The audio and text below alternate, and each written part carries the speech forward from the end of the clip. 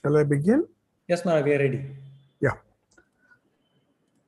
Om Vasudeva Sutam Devam Kamsachanuramardanam Devaki Paramanandam Krishnam Vande Jagadgurum. So we are meeting after a long interval, partly because of some throat problem, and later on there was an attack of COVID. Of course, I've recovered from that, and now we are all fine here. So we were discussing Vibhuti Yoga. The previous class, if you recollect, we were discussing the 10th chapter, which is also known as Vibhuti Yoga. And in that chapter, we just completed discussing verse number 22, which says Vedanam Samavedosmi Devanam Asmi Vasavaha Indriyanam Manaschasmi Bhutanam Asmi Chetanaha. So what consciousness is, we discussed in great detail, so I'm not repeating it. Among all the senses, as I told you, according to some schools of Vedanta, the mind being very essential in our perception, it's not only the sense organs. When the sense organs are attached to the mind, we perceive things, we hear, we smell, we taste. Everything happens with the mind as an agency, the reactive mind, or manas as it is known. So among the senses, it is considered to be a sense organ by some schools of Vedanta, and Gita also says among all the sense organs, you can't single out one of the five senses, Gyanendriyas or Karmendriyas, as superior. It's only the mind which is superior to all the senses, all the 10 sense organs, and the subtle senses also. So without the agency of the mind, the sense organs are powerless. That is why this Vibhuti, one of the Vibhutis of the Lord, is that he is the controller of the mind. Being Ishvara, being the possessor of the universal mind, and we are parts of that universal mind. So among all the senses, he is the greatest among all the senses. The most superior among all the senses is Manas Chasmi, Mana Cha Asmi. And among living beings, I am consciousness. So we discussed that also. Chetana means consciousness. So the functioning of all the five senses, we saw that it becomes purposeless. Even if the senses are there, if the mind is not attached to them, the mind wanders away from the sense organs. We may be seeing things, we may be hearing things, we may be tasting certain things, but if we are absent-minded, as the word is used in English, sometimes we tend to be absent-minded. Our mind is somewhere else. The senses are perceiving the world around us, helping us to perceive, but somehow it is disconnected from the mind. So that is why when the mind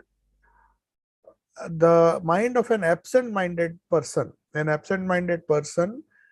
his mind, since it is not attached to the senses at that particular time, when he is absent-minded, though, because the mind is the recorder of all the senses and then presents it to the buddhi, so it is also considered as a superior attribute of the Lord. Of course, as we discussed, these vibhutis are just a glimpse of what the Lord is really capable of. He is capable of many things, but taking the best among the different species and the different entities that constitute this world, the greatness of the Lord is the vibhuti, the greatness or the glory of the Lord is being expressed. As Sri Krishna has told in advance that I will just give you some samples of my glory. Obviously, his glory is much more beyond all that is described in these verses. But to give an idea to the limited jiva, to a limited being, whose idea of glory and greatness cannot be conceived apart from the world. When we conceive of anything, we somehow bring in the world there because we are not yet transcended this world, the world of senses, the world of the mind. So when we come to the sense-bound world, the earth and all the planets and all those universe that as we see, as we perceive, then it to express the glory in those gross terms, we need to take the best among all the specimens, the best among animals, the best among plants, and then it will point you to the greatness of the Lord. Because if one of the species is far superior than the other, then how much more the Lord will be superior, because he is the supreme existence, the supreme creator, the maintainer and the destroyer of this universe, of this sense bound universe. So then comes a very important point, that the difference between living and dead or the inert object is the presence or otherwise of consciousness. If the consciousness is present, we say the person is living, we say it's a living animate object. Inanimate objects, of course, we know it can be a dead body also, which is bereft of consciousness. So the more evolved a being, we say the clearer is the consciousness. So in the animal, in the tree, the consciousness is there, but it is not expressed fully. When we come to the animal level, it is expressed little more. Among them also, you will find Sri Krishna is glorifying certain animals. The king, the lion is a example, who is who represents, I mean, who is the king of all animals. There are other forces of nature, inanimate also or animate.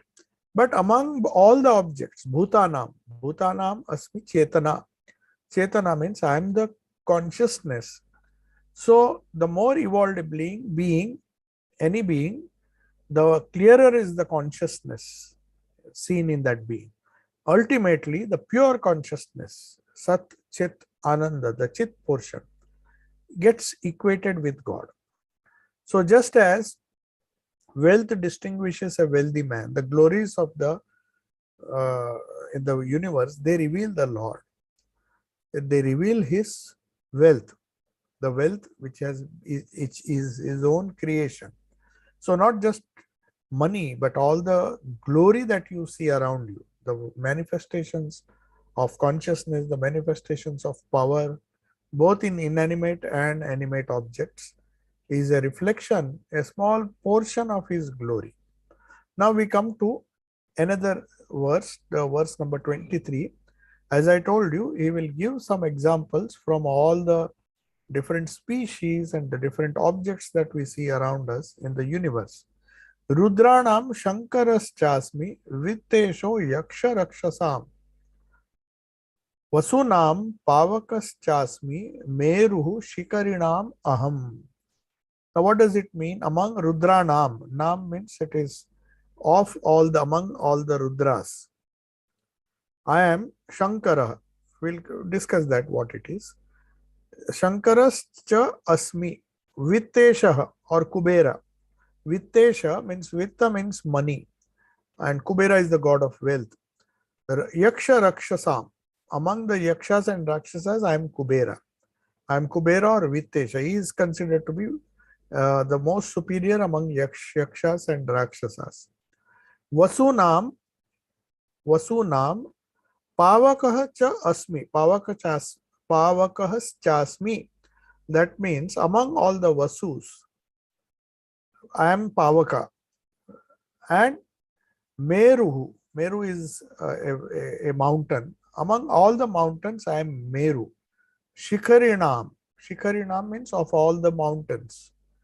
Of course, Meru is supposed to be a mythological mountain. But anyway, Mount Meru, they say, is supposed to be a representative of the mountains. I mean, the greatest among mountains. So, the Rudras, as I said, I am Shankara, he says. Rudras are 11 in number according to our mythology.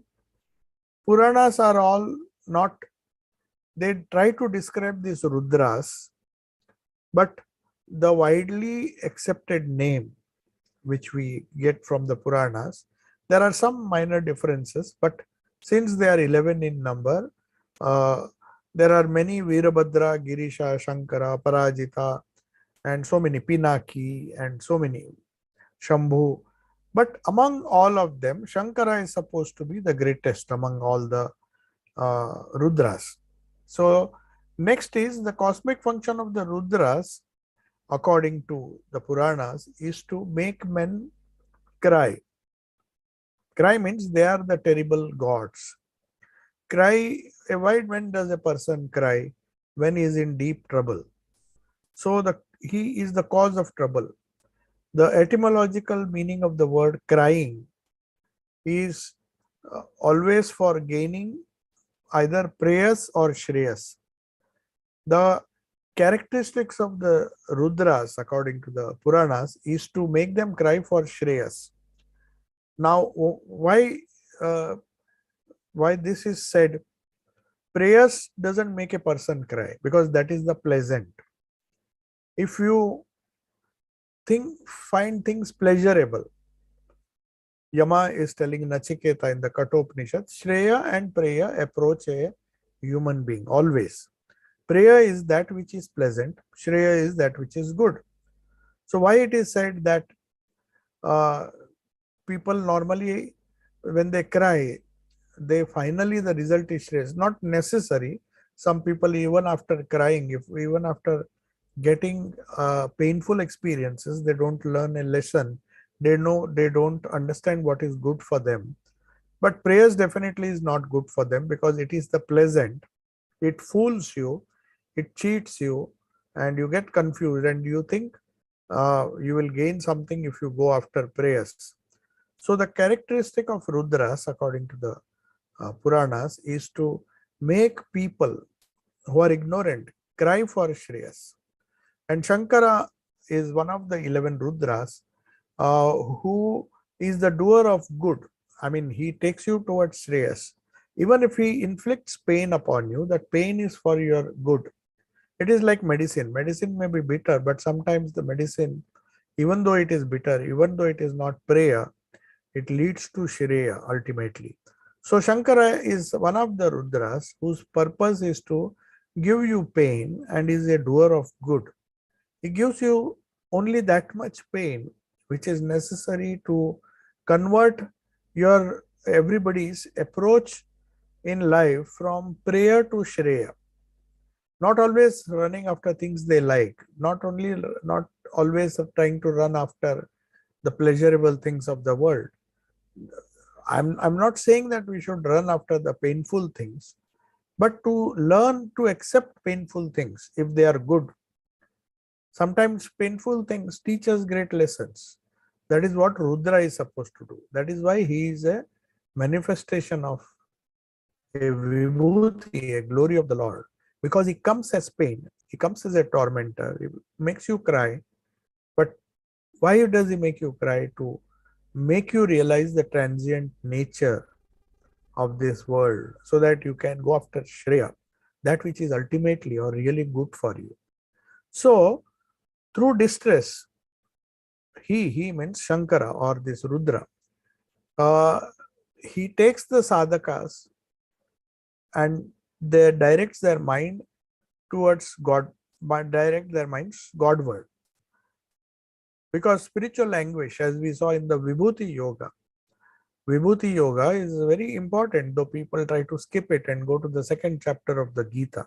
But not Vibhuti Yoga, the Vishada Yoga, the first chapter, which is Vishada Yoga, where people feel that he is always speaking, Arjuna is speaking of some pain, depression, the trouble, or the fear that he is suddenly filled with all these negative qualities, which makes him give up the idea of war.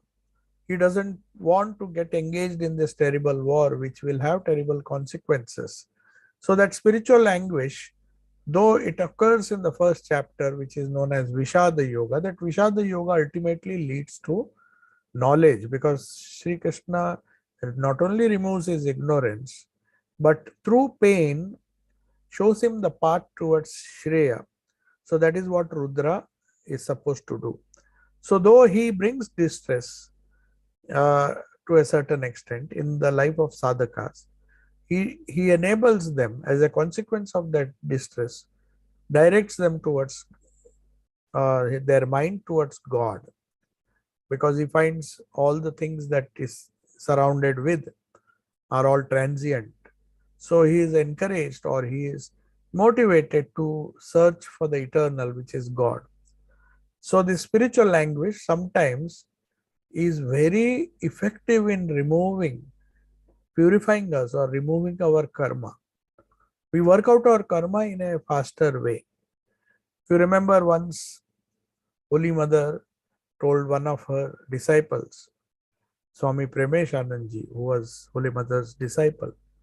So, just looking at him, he was asking her some questions, and he said, I want moksha in this life. Please bless me.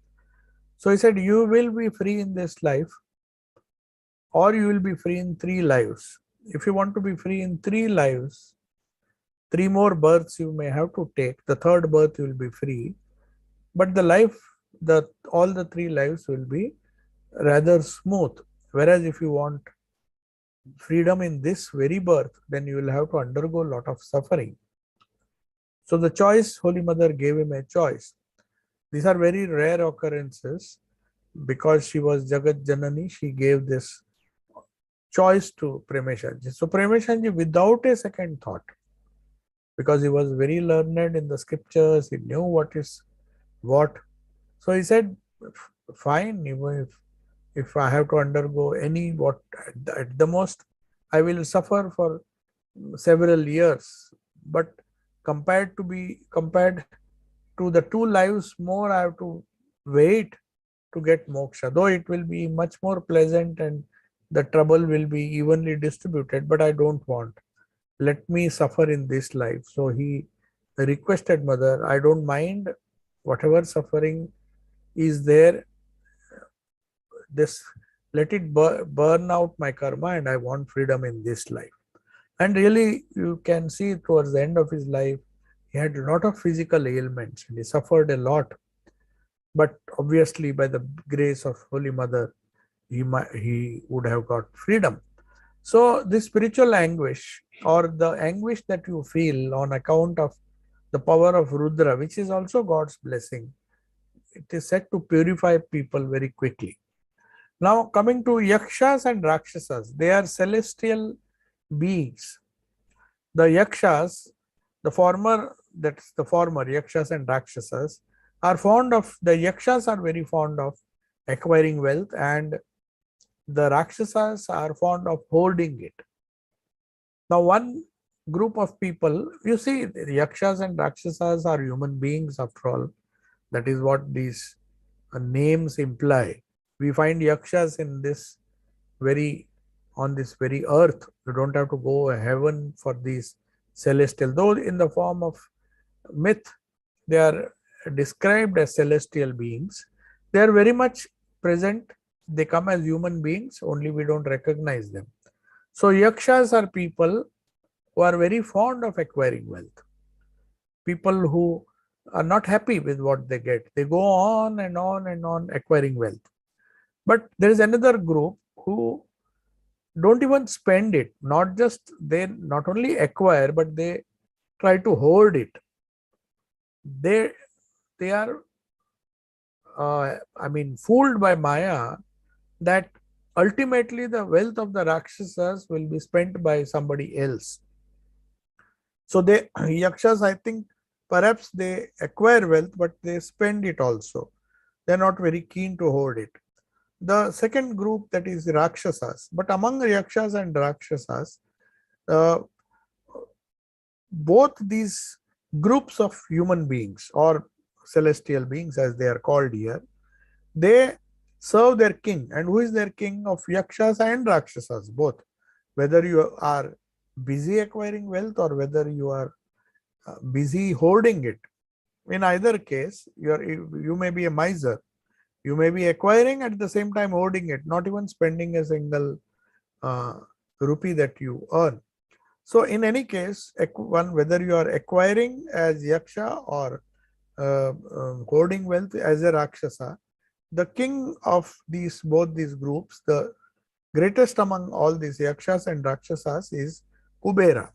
Kubera is famous, everybody knows that. There are so many myths. Balaji or uh, Venkateshwara, as he is known in Tirupati, there is a story. It's of course a myth, but they say that he had to take a loan from Kubera.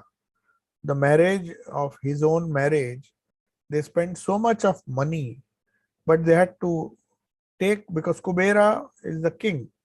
Both Yakshas and Rakshasas, the people who acquire wealth and the people who hoard it, both are subservient to this Kubera. So Kubera is the one who owns the money, like the bankers, and then the fabulous wealth that he has, it seems he had taken a very big loan. And there is they say in fun that why Tirupati Balaji is so rich. They keep on, he says, even now that loan is not repaid. So that is why he is one of the richest gods.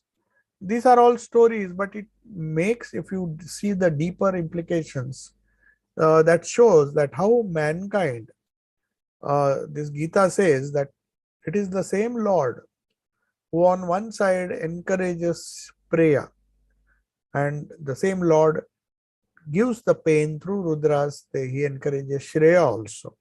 So some people who are wise, they don't fall a prey, but some, like Yakshas and Rakshasas, they keep on acquiring and hoarding wealth. So whoever among men, the Gita implication of this is, he strives on right lines and saves money, becomes a Kubera in his own way. The Rakshasas may take away money by force, which does not belong rightly to them. But they say Kubera, being the greatest among the Yakshas and Rakshasas, obviously he has to be a role model, and he saves money on the right, earns money, acquires money on the right lines. I mean, through dharma, and then he hoards it. That is why he is legitimate owner of such a huge wealth. So they say one who is a yaksha or a rakshasa, among them one who earns and hoards money in a very legitimate way, through dharma, he becomes Kubera. So that is all very significant, symbolic, but very significant to describe the nature of men, how men behave. So through though of a transitory nature, wealth, Sri Krishna is giving all these examples because though it is of a transitory nature, wealth has such a grip over human beings. It has its own way. Though temporary, the power of wealth is being seen every day. We see how wealth creates so much of power, and as a result, some people feel that they are glorious because of the wealth they have accumulated. So Sri Krishna here seems to be saying that that is also a glory of God, this ability to create wealth, but it is not, it is transitory. Definitely it is transitory, but all will not realize that. We'll come to that in the next verses, where, but he says, he describes Preya as well as Shreya. Some people in the beginning, he of course talks of Shreya, that these Rudras make you cry, make you suffer, so that you realize the transitoriness. But if you don't suffer, like Kuberas, Yakshas, he can also delude you and make you gather wealth, acquire wealth, and not spend it. So in either case, it is a glory of the Lord. Maybe a negative glory, but it is the glory all the same, because people seem to enjoy the acquisition of wealth and hoarding it also. It gives a strange kind of joy to them. Though it is transitory and though it is not advisable, but when he is alive, that person feels that he is so powerful and he thinks wealth will give him unlimited power. And sometimes they wield power because of their wealth. They can have their way in many ways. They can uh, dictate human beings, they dictate the lower species because of their wealth. But after all, it is short lived. Now, coming to the Vasus, what do these Vasus do? They are 8 in number. Like there are 11 Rudras. One of the Rudra who really helps you, Shankara. I think from that the idea of Shankara, that is Shiva, has come in the Vedic age, because this Shankara later on, Shankara is the destroyer. What is he? What does he destroy? Unlike this Rudra, who is Shankara, a smaller deity, the supreme Shankara destroys your ignorance. He also destroys. Rudra is supposed, just as he inflicts pain and destroys your prayer, desire for prayer, and makes you go towards Shreya, the Shankara, or the Lord of renunciation, as he is known, he also destroys. He also takes away the wealth from you, saying that this is not good for you. So renunciation is a kind of dispossession of wealth. Maybe in many cases it is willing. It is it is voluntary. People voluntarily relinquish wealth because they don't want to carry the baggage, they don't want to carry the burden. But to get that wisdom, you need the renunciation. That is why he is known as the Adi Yogi, the Mahayogi, Shankara, that is Shiva. So in any case, it is a glory of the God. So God can be glorious in the worldly sense by being like Kubera, and give power, and a false sense, though it is a false sense, it is a temporary sense of power. That wealth wields so much power in its own way, and people think that they are empowered. So in any way, the others are Vasus, and unlike the Rudras, they are not 11, they are 8 in number. They have been described as, what are these Vasus? They are the different entities like land, Prithvi, water, the water that you see everywhere, fire, air, air that we breathe, ether, that is Akasha or space, moon, sun, and the star. So these are the 8 aspects, because they classified all the things that we see around us. We see the sun, we see the stars, we see the moon. This is as far as the planets and the sun and the other stars. It literally covers everything. Then you have the space in which all these things can be found. Then coming nearer to earth, we have the land, fire, water, fire, air, and the space, or the Akasha, the eternal space in which you find the stars, the moon, the sun, and all those things. So these are the constituents of the gross nature of our whole structure of our universe. So the Vasus, each one is a known as a Vasu.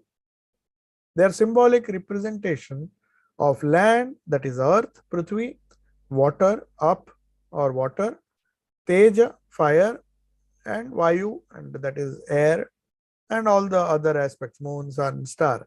So all put together, they say, are ruled by the, for convenience, we say they represent the 8 Vasus.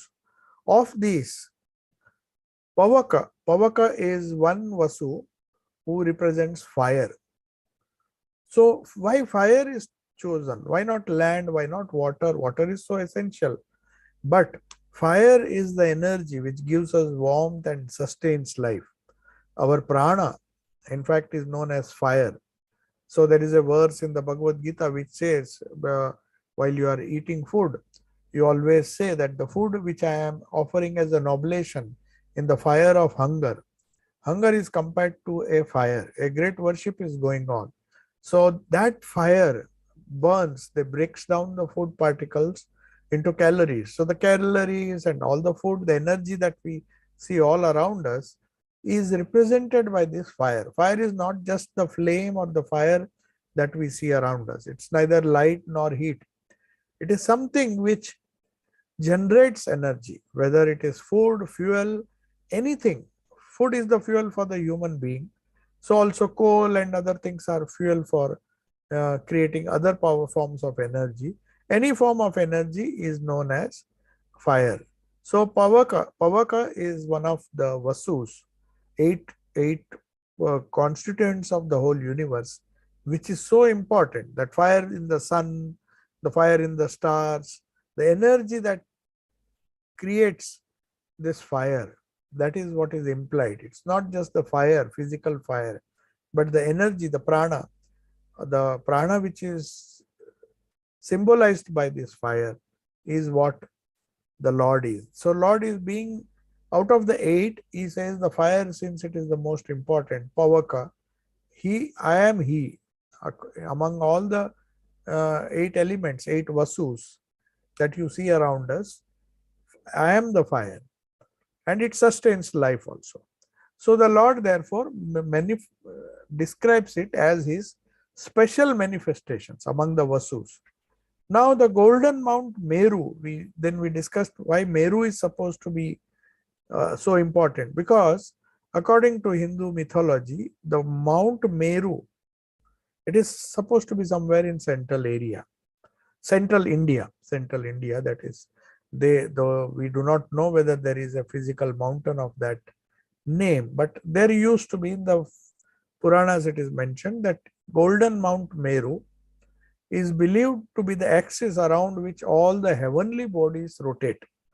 Now we do not know how far it is astrologically true, but it is an allegorical representation. It's an allegory, no doubt, of the uh, the Brahma Danda, that is known as the spinal cord in the human structure. Now the spinal cord is considered to be so important because that is how, from where the yoga, in yoga it is very important, because it is the spinal cord that makes the rise of Kundalini possible, the nervous energy. The spinal cord in the human structure is very important. That is why they say the highest chakra, the Brahmarandra chakra, it is also known as Brahma Danda. It is, Danda means a stick. So it is, the whole spinal column is given so much importance because the science of yoga or tantras, they glorify it by saying it is the golden Sushumna, which is supposed to be bright. When the Kundalini rises, there is the light of knowledge that one experiences as the Kundalini rises passes through the different chakras, from which all our sensation, the world, and the clarity with which we see things, we perceive, we understand. Even our understanding is one of the chakras. When it passes through the heart chakra, our buddhi awakens. When it passes through, when this human chakra, a human spine, which is known as Brahmadanda, the spinal cord, when it reaches the chakras, the energy or the nervous energy reaches the highest point, which is known as Brahmarandra, that it has to break, and then the man becomes free. So it is the consciousness that is represented by this Mount Meru. So Mount Meru is a representation of the spinal cord in man, and then it is the center of the universe also, just as it is the center of our personality. The way we conceive things, the way we perceive things at different levels. When it is at the lower chakras, we perceive the gross things. When it comes to the heart, we perceive the spiritual entities. As we go up, the nervous vibrations, as they go up and up and up to the head, then we see all different forms of sensations. The wonderful vision which will be described in the next chapter, the 11th chapter, is nothing but the vision which one gets when the Kundalini rises. By the grace of Sri Krishna, temporarily is given a divine eyes, divine chakshu. What do you mean by divine chakshu? The spiritual light which enables you to see things both gross and subtle, which enables you to see the past, present, and future. So all those things, the consciousness which gives the spinal cord its brilliance. It is brilliant because that is why when you glorify, when you say the Lord is the Meru, you are in fact allegorically, we are praising the Brahma Danda, the spinal cord. That is why Meru is important. So they also say Meru Danda. If you see in some of the Indian languages, they don't call it Brahma Danda, they call it Meru Danda. Meru Danda means the spinal cord. That is another name. So that shows that Meru word or the Meru mountain is a representative of this spinal cord. So Devas or the great Devas means the bright beings who are far superior than the Rakshasas, Yakshas and the other beings who are very gross. They're all human beings, different varieties of human beings. When they are gross, they are known as Rakshasas or Yakshas. When they're acquiring wealth, when they're hoarding wealth, they are Rakshasas. That is, they are very gross. But when they become highly evolved, they become the Devas. They have sattvic qualities. So Devas, when they go to Mount Meru of mythological fame, Mount Meru is considered to so important. That is why they have named the Brahma Danda as Meru Danda. The senses and the prana in the human tabernacle, the human body that we have. We have the senses, we have the sense organs, the prana. They are all flowing through this Brahma Danda or the Meru, which is symbolic of our spine. The Lord therefore says, I am that Meru among all the mountains. That means I am that spinal cord. Among all the parts of the body, the most superior is the spinal cord because that is where you make spiritual progress. So he is comparing to that. That is the significance of verse number 23. Now we will discuss verse number 24. Purodasam cha mukhyam mam Vidhi Partha Bruhaspatim Senaninam Aham Skandaha Sarasamasmi Sagaraha. Now, Purodasam. Among Purodasam, it's like Purohit word has come from this Puro word. So, Purodasam means household priests, householder priests. They are not spiritual people, they are the ones who do rituals in exchange for some wealth or something. So they are known as the householder priests. But among them, though they are householders, they are all representatives of God. Purodasa,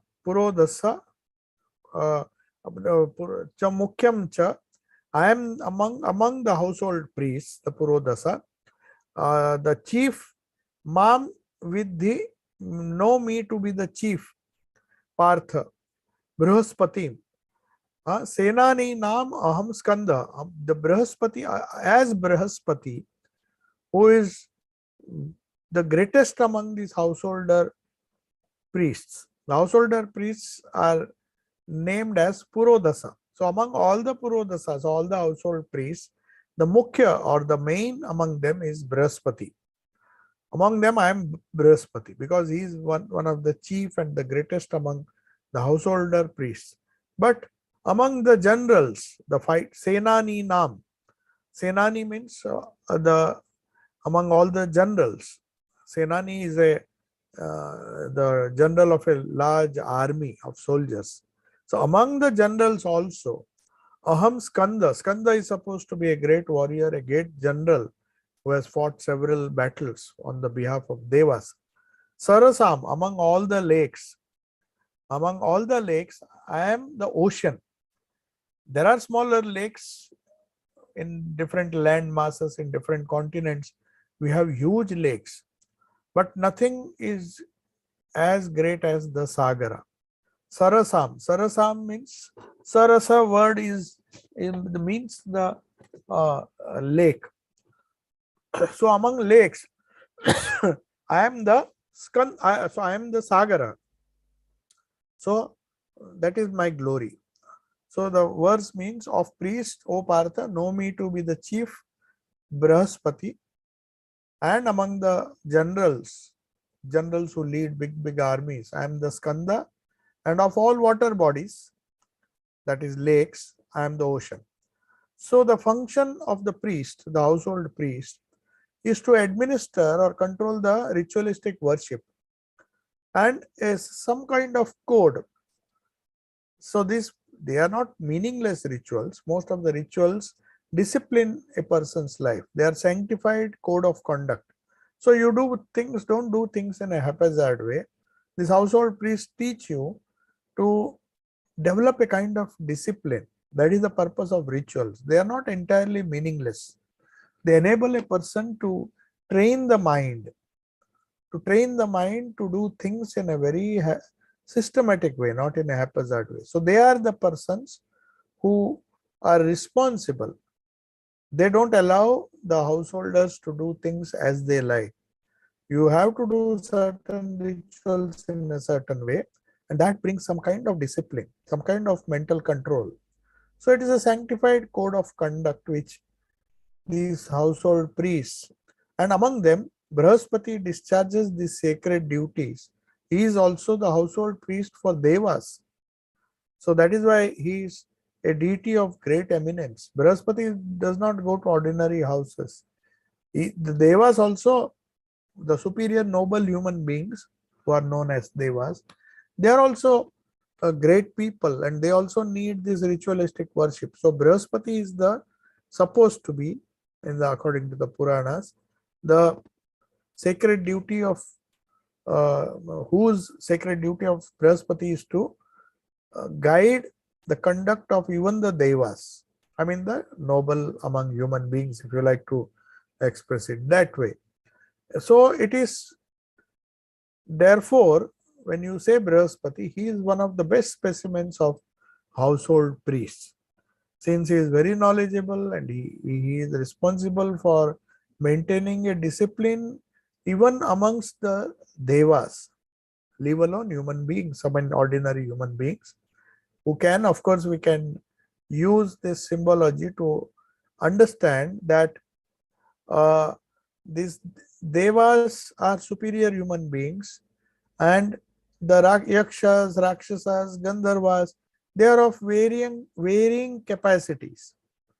So they have their own chief, they have their own uh, priest to administer the ritualistic worship. But since Devas are the noblest among all human beings, Brihaspati is supposed to be their household priest.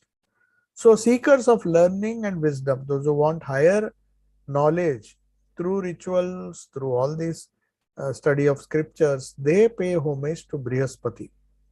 So that is why he is one of the attributes.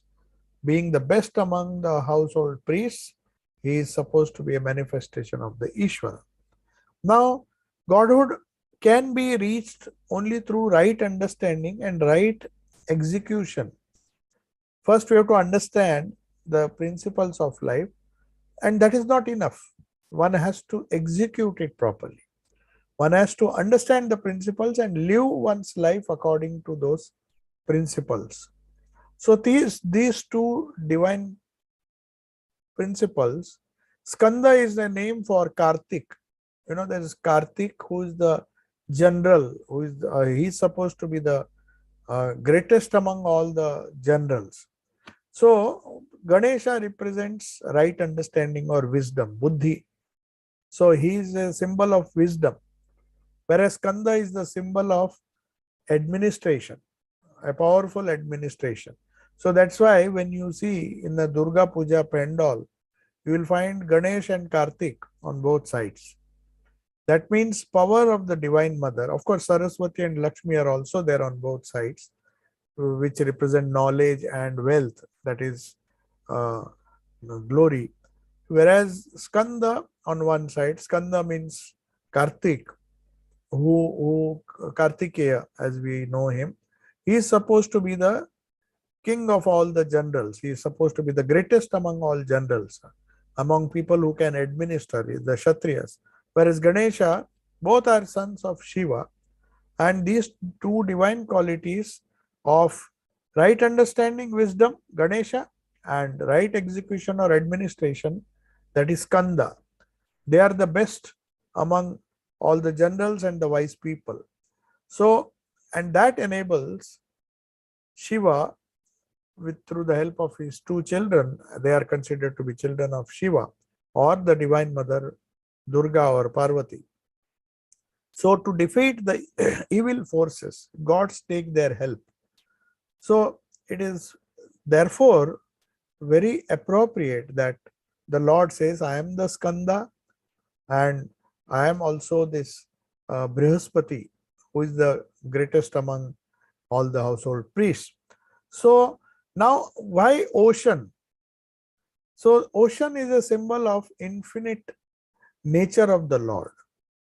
A lake may be huge, but ocean compared to the lake is infinite in size.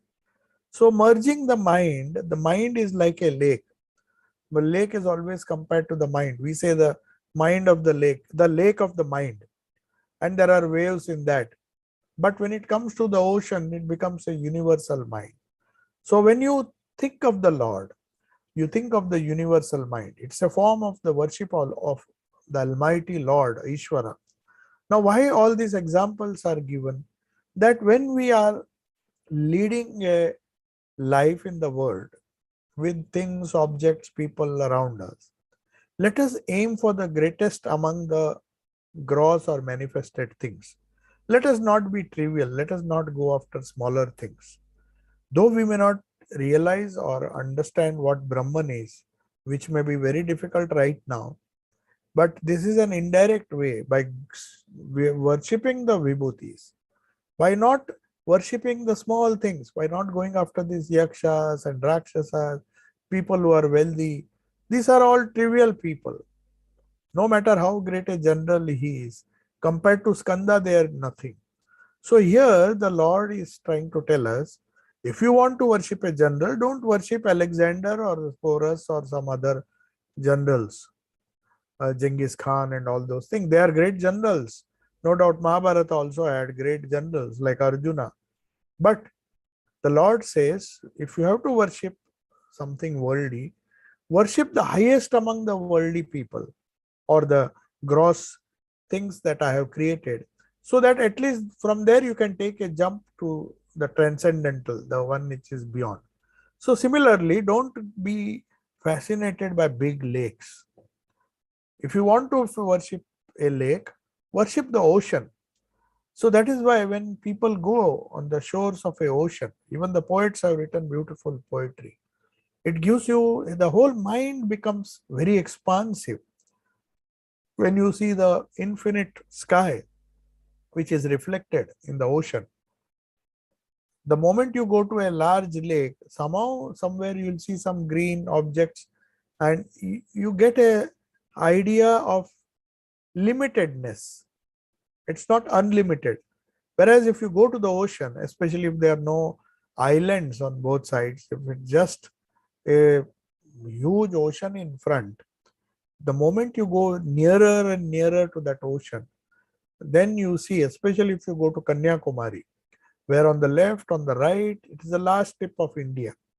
So if you go there, whether you see the west, south, or the east, everything is vast expanse.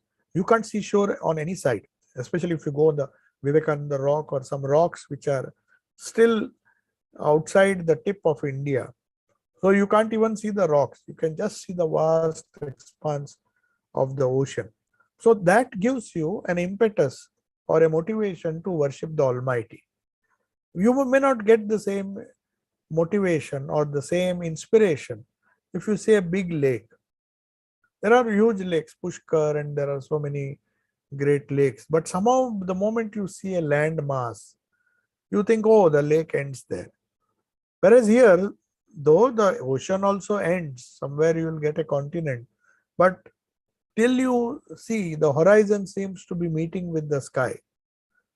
The sky, infinite sky is reflected, and you get, for a moment at least, when you see the ocean, you get a feeling that this is, oh, this is the representation of the Almighty. So when I was a young, I had the fortune for nearly 21 years to live near a big ocean. I don't know why, but maybe at that time I had not read the Gita.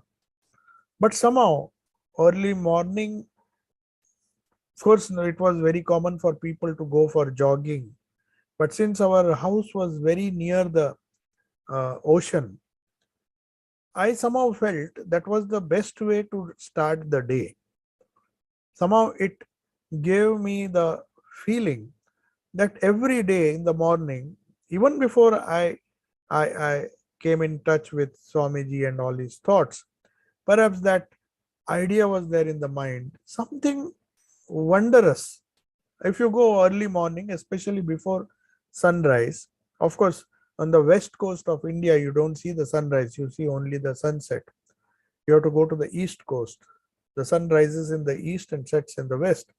So naturally, when you go to the, even before sunrise or maybe little later, when you see the vast expanse, you get a feeling that you are in touch with something which is not trivial, which is not limited. We do not know what it is, but these are the different ideas or the different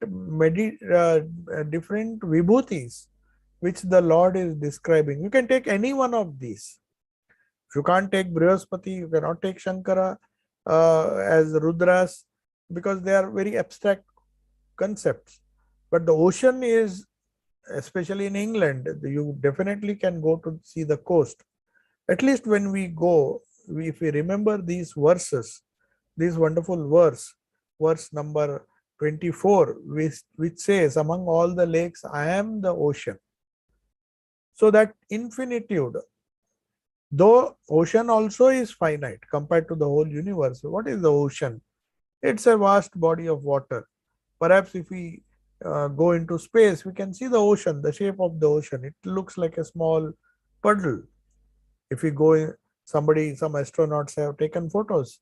I'm not talking of, but when you go physically in near a shore, at least for some time, you get a concept of infinitude.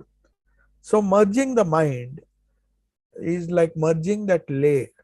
Our mind right now is like a small lake or a big lake at the most. Even the most intelligent amongst us, the greatest of minds, which we glorify so much, oh, is so intelligent, his IQ is so high. Even that at the best is a big lake. Compared to the ocean, it is nothing. So that's why when we go to the ocean, we become very humble.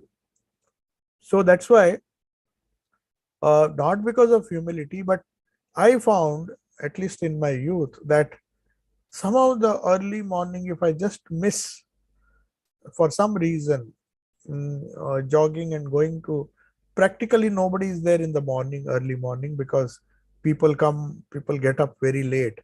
But I wanted to go when there is nobody around, when you can just see and breathe fresh air. That's a good source of ozone. And moreover, if you just go, those who are lucky enough to be staying near the coast, I was lucky because for nearly 21 years, of course, after I grew up, I started going to school. At least I had that strong desire, I don't know why, just to go to the ocean almost daily whenever I could, unless there were other activities I had to do in the morning. Just go. It was hardly 15 minutes or 10 minutes. If you jog, I could easily go and just watch, maybe spend just half an hour or even 15 minutes if I have to go somewhere. But that vast expanse, perhaps now when I read this verse, I realize why you get so much of joy. It suggests the infinitude of the Lord. We may not understand what the Lord is. Our intellects are very limited. So what it does is it merges the narrow mind, which is like a lake, in its expanse in the form of a ocean, which is a kind of worship of the Almighty Lord. So this is verse number 24. So now we'll just read this because we don't have much time. We have 5 minutes. Anyway, we will see Maharshinam Bhruguraham. Among all the Maharshis, Rishis, among all the Rishis, I am Bhrigu. We will see why it is. Then Giram. Giram means words. Giram Asmi Ekam, the one, Aksharam, the one syllable. That is Om. Now, Om is supposed to is described as the monosyllable. It is one syllable. So, among all the words, I am Om. For obvious reasons, we'll see why Om is considered to be the most sacred. So, among all utterances, I am Om. Maharshinam, among all rishis, I am Bhrigu. Why Bhrigu is great, we'll see that. But among all the Gira means word. So among all the words, Giram, Asmi, Ekam Aksharam, the monosyllable. Om is not mentioned here, but monosyllable means Om. That is supposed to be Ekam Aksharam. Ekam in the Upanishad also. Ekam Aksharam means single word which is having only one akshara syllable. Now among them I am Om. Among all the words, among all the different words, permutations of combinations of different alphabets, A, I, U, Ma, then Ka, Ka, Ga, Ga. There are so many alphabets in different languages. Among them I am Om. Yajnanam, among all the sacrifices, I am Japa Yajna. So we can do many yajna, but what is the greatest among sacrifices? Holy Mother used to say, Japa is the greatest sacrifice. She used to say, those who have money, let them give money, let them give in charity. That is also a sacrifice. But greater than giving money or giving some gross object which will satisfy the need, it is also a sacrifice. But Japa Yagnosmi, the greatest among all sacrifices is Japa Yagna, the silent repetition. Japa means silent repetition of the holy name, whatever it is, maybe Om also. And Sthavarana Himalaya, among the immovable things. Now, Meru is a mountain, which is, as I said, Meru is also mentioned as the greatest among mountains, but here Himalaya is not just a mountain. It is immovable. Himalaya, the moment you get a feeling there, the moment you encounter, if any one of you have visited the Himalayas, the foothills of the Himalayas, with the huge snow peaks, when you go there, you first get a feeling that it is immovable. You find that here is something which is standing for ages and ages and ages, and you are wonderstruck. The first thing that strikes you is the immovability, something that is sthavara. Sthavara means that which does not move. In this world of ours where everything is moving, everything is vanishing, these are the witnesses. If you especially go to the Himalayas, Mayavati or some place even higher, when you go to Kedar, when you are walking through two mountains, you find you are the moving, you are just like an ant. And these two huge things. If you go to Badrinath, there is this Nara and Narayana Pahada. Nara is Arjuna and Narayana is Krishna, say Krishna. So they are like these huge mountains. So that's why the Lord is comparing himself, Sthavaranam, that is among all the immovable things, I am the Himalaya. So we have only 1 minute. This requires more explanation. We will repeat this, why Om is considered to be the most sacred symbol and it is equal to Ishvara, and why Japa Yajna. So that will be a class by the whole next Bhagavad Gita, that alternate Saturday. The Gita class, we will discuss this. So there are many interesting things about Japa, why the Lord is comparing the greatest among sacrifices to be Japa Yajna. So let us conclude now, and I don't think we have time for questions, but if there is one question, one or two, I can answer them. I'm sorry we could not conduct the Gita class for a long